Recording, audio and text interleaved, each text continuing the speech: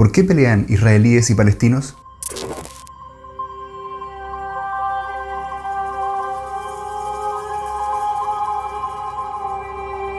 En el último tiempo se ha dado mucha cobertura a uno de los conflictos más antiguos en la historia de la humanidad, que se desarrolla en Medio Oriente. Pero para que entendamos un poco más en profundidad por qué se desarrolla este conflicto, debemos ir al principio. A fines del siglo XIX, junto con otros movimientos nacionalistas en Europa, se comenzaba a desarrollar la idea del sionismo. El objetivo de este movimiento era la creación de un Estado-nación para todos los judíos repartidos por el mundo, que pondría fin a siglos de persecución.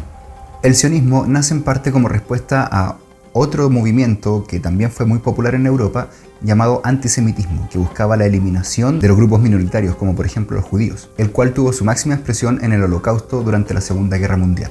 Pese a que se buscaron diversas alternativas para poder unificar a todos los judíos y crear esta nación, la tradición del pueblo judío reconoce como su tierra prometida la franja que va entre el río Jordán y el mar Mediterráneo, en Oriente Medio.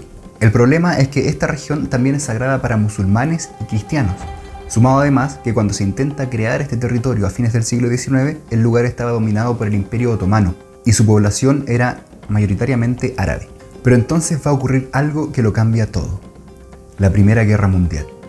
Al terminar la Gran Guerra, el territorio está dominado por el Imperio Británico, que da la autorización para que el pueblo judío se traslade al lugar y tuviese allí un hogar nacional, en la región de Palestina, bajo la estricta condición de que se debían respetar todas las tradiciones árabes.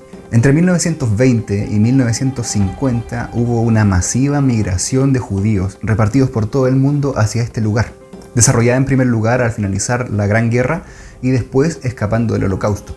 Hacia mediados del siglo XX, la tensión entre ambas comunidades era absoluta, por lo que en 1947 la ONU decide crear dos estados independientes, uno árabe y uno judío.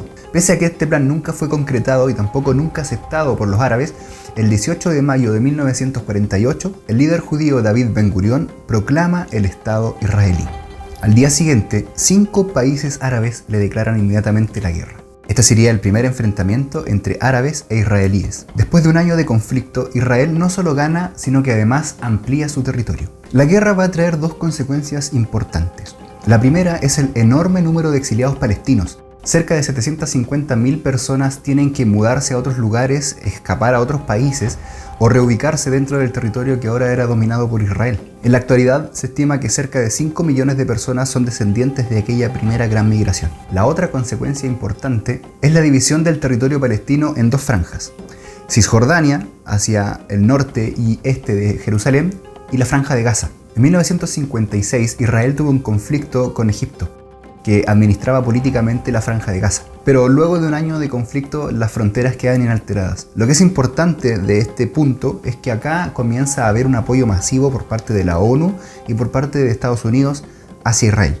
En 1967 se desarrolla otro conflicto importante, la Guerra de los 6 días, porque duró 6 días.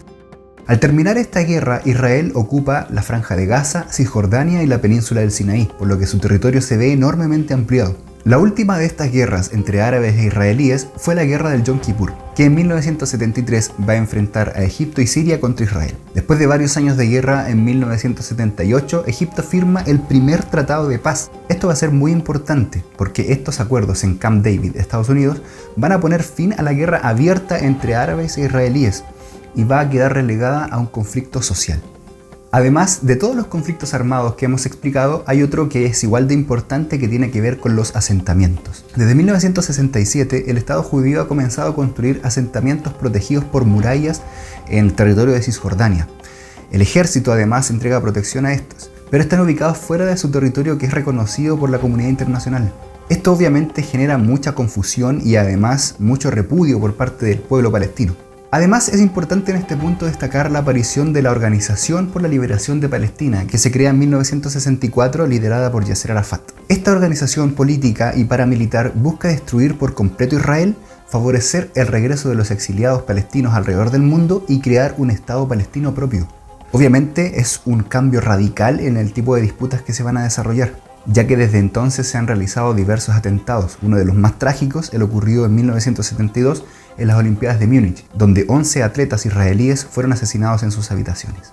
Es así que en 1987, en el 2000 y en el 2017 han habido diversas protestas reconocidas con el nombre de Intifada, que es una palabra árabe para describir lo que es un levantamiento. Grupos como Hamas, que son grupos radicales árabes, nunca han reconocido los tratados de paz desarrollados anteriormente y de hecho han pasado a administrar algunos territorios por medio de la guerra, porque en la actualidad Hamas controla la Franja de Gaza. Finalmente, otro motivo muy importante a tener en cuenta que ayuda a entender un poco este conflicto es el tema de Jerusalén. Debemos recordar que Jerusalén es una ciudad sagrada tanto para judíos, musulmanes y cristianos. Su administración ha sido parte judío, parte palestino en la historia y de hecho hubo un momento en el que estuvo dividida la ciudad. Sin embargo, en 2017, el presidente Donald Trump de Estados Unidos decide reconocer la ciudad de Jerusalén como la capital oficial del pueblo israelí, lo que va a generar una molestia muy grande en todo el pueblo árabe. Obviamente esto incrementa el conflicto y nos traslada a lo que estamos viviendo hoy en día.